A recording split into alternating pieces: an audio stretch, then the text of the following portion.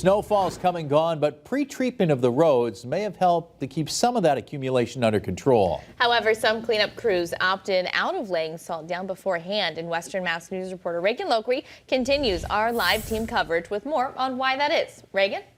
Yeah, Abby and Chris, the highway superintendent in Chester tells us they do not do a pre-treatment on roads ahead of the storms.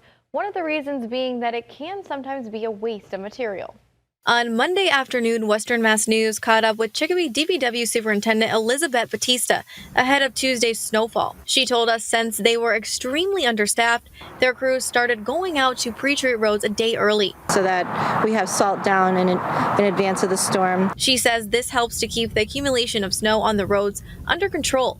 Then once they see about 2 inches of snow, they start going out with the plows. And Batista tells us waiting for that snow buildup helps to protect the roads from damage. And although pre-treating seemed to have helped keep the roads clear in Chicopee, we found some crews opt out of salting ahead of the snow. I choose not to pre-treat. I usually wait for the snow to come, and then the first time out, we go heavy with the salt and sand mixture and put it on.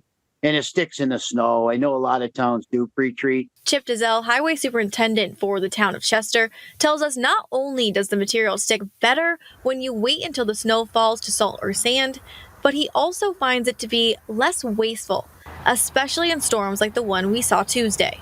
If the storm for some reason doesn't come, all that material's out and it's just wasted. So every time you get, inch here, couple inches there, you just go through the material.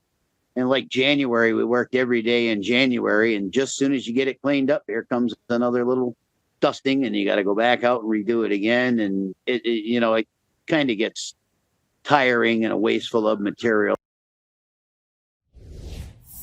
Dizelle tells us that when all is said and done, his crew will go back out and drop some more sand on the slushy roads to keep them from freezing later tonight. Reporting live in studio, Reagan Lokri for Western Mass News.